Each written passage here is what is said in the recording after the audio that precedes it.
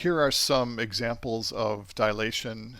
Again, we represent the set A as all the points inside this square, this shaded square. Here's our structuring element, which is another smaller square. So the dilation says reflect the structuring element, in this case it's symmetrical, slide it over the set A. Wherever it touches or overlaps at all, we output a point. So what we'll find is we can grow the dilation is a square that is larger than the original set A by half the width of the square. If we use a disk structuring element, we will also grow the square, but in this case it has rounded corners. And if we use a structuring element that has a origin not in the center, but let's say in the lower right hand corner, first thing we have to do is reflect the structuring elements, so that means the origin will be up here. We move it all over the original set A. Wherever it touches, we output a 1. So we find that we grow the original set A only on the upper left and side.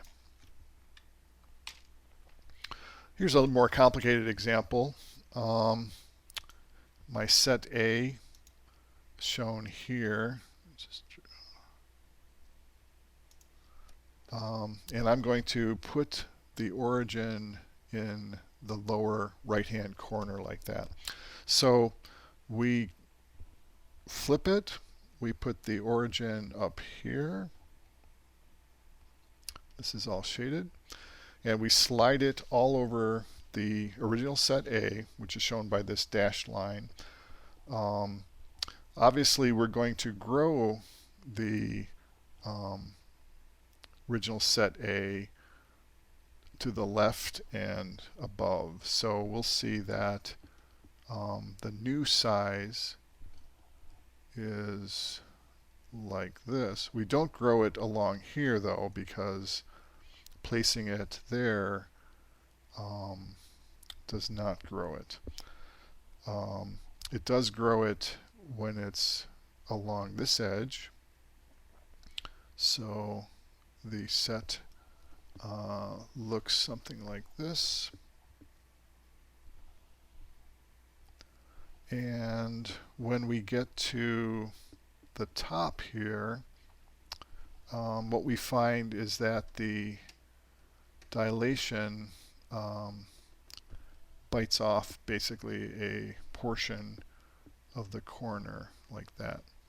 So the total result looks like this.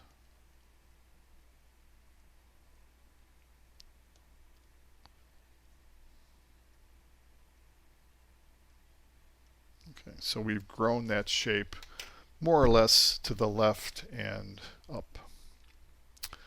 So dilation we can think of as expanding objects. So it fills in holes, thickens thin parts, and overall grows the object. Here's an example on a real image of text where the binary images of these letters are broken. If we dilate by a structuring element like this, makes the letters thicker and joins those gaps. Dilation properties is commutative, unlike erosion, and is associative, as we can see here. The proof of the first property, commutative property, we can show quickly.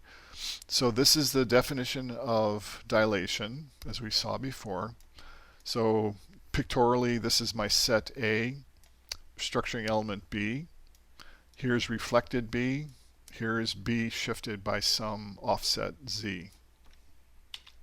So if we translate both B and A, or the reflected B and A by the same amount, namely minus Z, we get the same intersection area, as you can see here.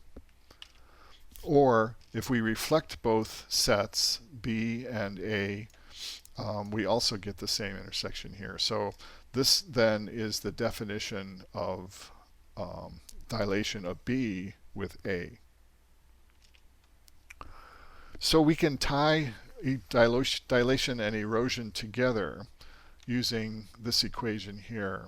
So it says that A eroded by B, take the set complement of that result, is the same as the complement of A dilated by the reflected B. And real quick, the proof of that is here we start with the definition of erosion. So we note that if the reflected or the translated set B is a subset of A, that means it does not intersect the complement. So that is an empty set.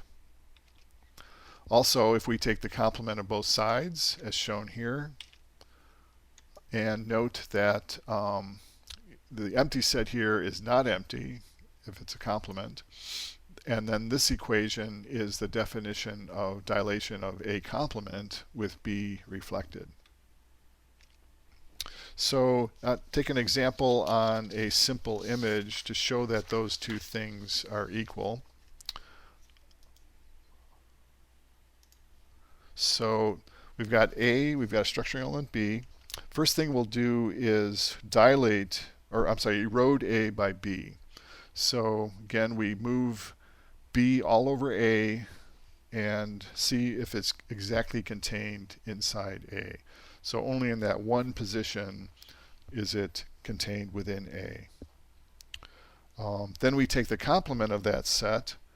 Okay, so that 1 becomes a 0, and everywhere else becomes a 1. Okay, then let's go the other way. Let's take set A and complement it, so I get zeros where I used to have ones, ones where I used to have zeros. And let's dilate that by B hat, which is the reflected B. So B hat looks like this,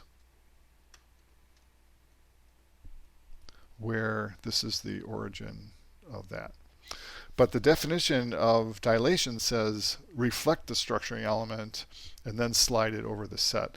So I need to reflect the reflected B, so I get a double hat essentially, which gets me back to the original B with the origin there.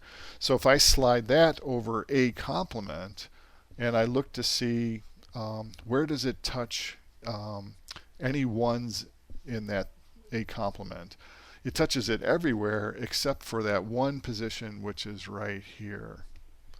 So at that position it does not cover any ones at all. So everywhere else I get ones.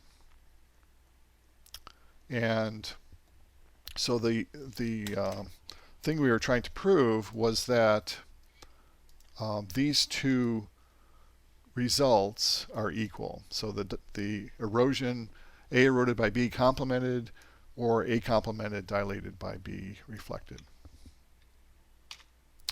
Okay, let's look at some Matlab examples of morphological processing.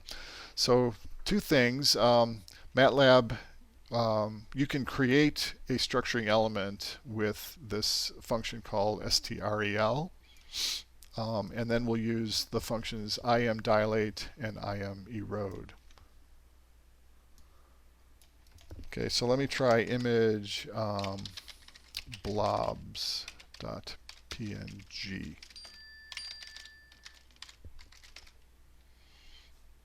Okay, so it's a binary image if we look at the type of it, so it's type logical.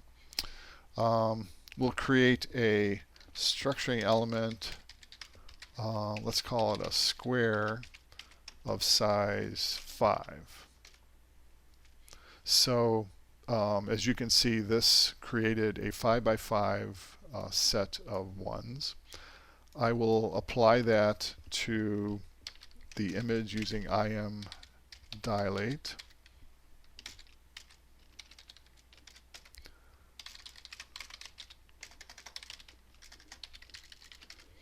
And that, as you can see, thickened all of the regions in the original image. Now I'll go ahead and erode the original image by the structuring element. And that thinned everything, as well as eliminating anything that was thinner than that 5x5 structuring element.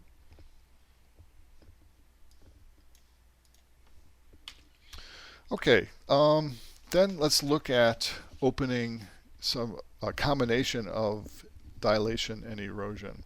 So opening is defined as an erosion followed by a dilation, where we use the same structuring element for both.